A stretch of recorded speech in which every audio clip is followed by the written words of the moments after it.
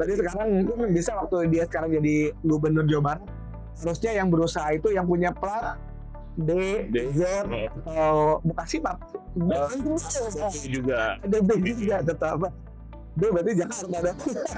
Jadi memang kontribusinya harusnya bisa mungkin lebih ke arah yang Jawa Barat juga gitu. Nah, Kang Chandra, itu kalau misalnya ngomongin masalah dari sektor pajaknya, tapi kalau dari secara sistem perpajak, Jawa Barat itu sistemnya udah digital atau gimana? Integrasi datanya, pengawasannya? Kita harus belajar banyak dari ya sampai saat ini yang masih contoh terbaiknya adalah Pemda DKI. Pemda DKI maupun di Dirjen Pajak kali ya? Oh iya, pastinya. Memang kalau misalnya Jawa Barat kita harus lebih banyak belajar tentang digitalisasi, pengawasan yang lebih baik lagi. Kemudian mungkin salah satunya kalau misalnya ada kondisi-kondisi yang fraud, mungkin warganya harus disosialisasikan whistleblower seperti itu Pak Melda. Jadi whistleblower itu gimana kan? Kalau misalnya ada pengusaha, pegawainya tahu kalau misalnya pengusahanya itu membayar pajak dengan benar gitu kan? Iya. Tapi dia bisa melakukan whistleblower nih si staffnya. Betul. Jadi memang kita harapkan adanya kontribusi dari seluruh warga, terutama warga Jawa Barat, tanggung jawabnya lah pada saat mereka ingin wilayahnya berkembang seperti wilayah yang udah lebih maju seperti DKI Jakarta, tentu kan harus didukung oleh pajaknya. Makanya itu semua menjadi tanggung jawab seluruh warga Jawa Barat. Kalau misalnya memang ada hal-hal yang fraud ataupun belum ada perpajakan yang belum maksimal dari tempat usaha, ya seharusnya ada whistleblower system yang bisa dilaporkan oleh orang yang di dalamnya seperti itu. Itu berarti kalau misalnya kita sebagai pegawai emang berani Kang untuk ngelaporin Jadi gini Kang, pengusaha. memang semuanya itu harus berawal dari rasa tanggung jawab kita. Jadi pertama dari rasa tanggung jawab kita juga harus ditumbuh-kembangkan juga namanya kebanggaan membayar pajak. Jadi jangan hanya pengusaha diminta untuk bayar pajak saja, tapi dari sisi pemerintah daerah juga harus tidak hanya sosialisasi secara humanis, juga memperkenalkan bahwa bayar pajak itu harusnya kamu bangga. Berarti bisa gandeng influencer gitu ya. Salah satunya. Jadi sendiri juga udah influencer sebenarnya. Nanti bisa kerjasama sama Raffi gitu kan? Oh iya. Siapa lah yang apa namanya bisa mengencourage wargi Jawa Barat untuk bisa lebih dan bangga membayar pajak gitu ya. Siap. Oke. Nah, kita bandingkan Pemda DKI dengan coba benchmarking dengan Pemda-Pemda lain Kak gitu ya. Kita coba bandingin sama Pemda DKI pun dengan Pemda kaya seperti di Kalimantan atau Sulawesi atau Papua, Maluku gitu ya. Bagaimana dari sistem perpajakannya dibandingkan dengan Pemda lain Kang? Jadi kalau misalnya di Jakarta kan seperti kita tahu itu sampai 70 triliun lebih ya. 70 triliun lebih per tahun, betul. Per tahun. Kalau misalnya dari Jawa Barat itu sekitar 25 triliun tahun 25 triliun, oke. Kemarin.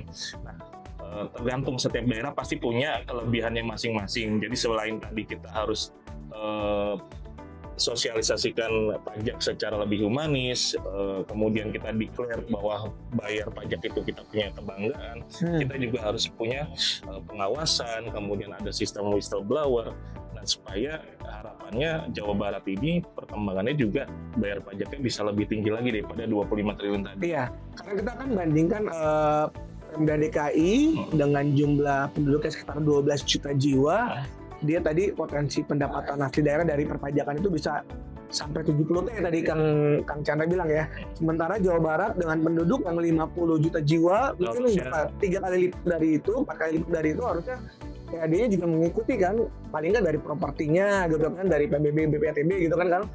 Tadi kendaraan bermotor yang tadi sampai 45%. Betul. Tapi kan masih ada lagi nih yang lain-lain seperti pajak hiburan. Tahu bahwa Bandung, Puncak, Pangandaran dan sebagainya itu juga pusat hiburan dan bagi warga Jakarta yang nggak pernah sepi. Yang nggak pernah sepi gitu kan. Jadi orang Bandung aja sudah komplain kalau tiap hari liburan tuh orang Jakarta semua numpuk di situ kan. Nah itu kan harusnya dengan pajak daerah dari sektor pajak resto, pajak hiburan yang mungkin harusnya tinggi juga ya Kang ya. Seharusnya. Tapi nyatanya ternyata kontribusinya masih belum memuaskan. Mungkin pengawasannya yang ditingkatkan ataupun juga kembali lagi tadi sistem yang harusnya digital gitu ya Kang? Iya, makanya kita harus Oke. petakan dulu yang lebih banyak bayar pajak memang selama ini baru dari sektor PKB, yang mana yang masih rendah nih dari sektor hiburan kah, dari sektor restoran kah. Kalau PKB itu sekitar 45-50%, berarti sisanya ya hiburan, reklame, restoran mungkin masing-masing masih kisaran 15-20%. Nah, itulah yang harusnya kita dekati, sosialisasi secara humanis, kemudian pengawasan yang bagus, kemudian juga ada sistem whistleblower. Safety. Gitu. Nah, gimana tadi kan Pemda DKI, gimana kalau dibandingkan dengan Pemda-Pemda kaya dengan sumber daya alam gitu kan, seperti Kalimantan. Kalimantan, Gitu kan. Maluku. Dimana saya pernah baca-baca tuh scrolling gitu ya, bahwa ada salah satu Pemda di Kalimantan yang memang tadinya dari sektor pajak daerah hanya 7-8 triliun Kang. 7-8 triliun, bandingkan kalau misalnya Jawa Barat kan sudah 25 triliun ya tadi ya. Nah, tapi memang dia tinggi dari sektor pertambangan kan gitu kan. Jadi memang karena ngerasa masih kaya dengan tambang, akhirnya dia terlena, dia tidak membangun sistem yang baik untuk PAD dari sistem perpajakannya ya, pajak daerahnya gitu kan. Nah, itu gimana Kang? Kalau kita lihat kan Jawa Barat nggak punya tambang ya, jarang tambang kan. Iya. Jadi memang mau nggak mau harus dari sektor lain gitu kan. Betul. Jadi kalau misalnya memang dari segi tambang ada yang dari Papua, dari Maluku, kalau nggak salah dari Kalimantan, itu juga sangat mengandalkan sektor pertambangan. Namun gimana nih kalau misalnya sektor pertambangan itu sendiri sangat dipengaruhi oleh harga komoditas ya. Karena kalau misalnya mereka lagi turun, pasti kan pendapatannya juga turun. Betul. Makanya sebetulnya balik lagi kita harus cari potensi-potensi pajak di mana urun rembuk nih. Iya. Tadi seperti PKB sebetulnya sudah bagus. Betul. Warga Jawa Barat bisa membayar pajak beramai-ramai, tapi dari sektor restoran, hiburan, reklame juga dari wisata itu memang harus didekati oleh pemerintah daerah dengan baik. Artinya mereka juga mengayomi warga sekitar, mereka memberitahu bahwa saat ini kami yang mengelola perpajakan daerahnya, retribusinya, sehingga nanti ini akan kembali lagi ke kamu supaya wisatanya nanti makin ramai, makin terkenal, sehingga akan kembali lagi ke kesejahteraan masyarakat Jawa Barat. Jadi kita pun juga masyarakat juga akan lebih rela ya bayar pajak hiburan, atau kita datang ke restoran, atau kita datang ke tempat wisata, kalau memang dikelola dengan baik dan ada hasilnya langsung ya Kang, dalam artian ada pembangunan jalan ke arah tempat wisata itu gitu kan, daripada kita bayar ke pungli gitu kan. Iya. Tuh, jadi memang harus ada kontrol juga dari masyarakat gitu ya Kang. Harus ada kontrol. Betul. Jadi bagaimana teman-teman melihat bahwa pajak daerah ini adalah salah satu sumber yang potensial nih untuk daerah bisa mandiri secara fiskal gitu ya Kang. Benar. Siap. Oke, Kang Adit, Kang Chandra, gimana kira-kira ada yang perlu disampaikan lagi teman-teman mungkin tentang pajak daerah, mungkin di Jawa Barat?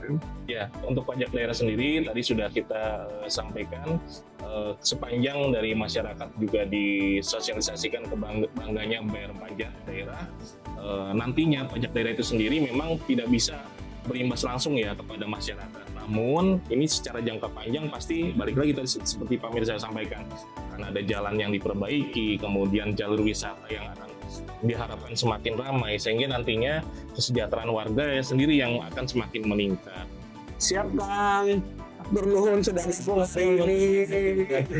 Siap, mudah-mudahan kita ketemu lagi. Sama. Oke, siap guys. Jadi kalau misalnya teman-teman merasa podcast ini sangat bermanfaat untuk teman-teman bisa diskusi masalah perpajakan, boleh dong di subscribe, di like, and comment, and share ke teman-teman yang lain. Oke, see you, bye.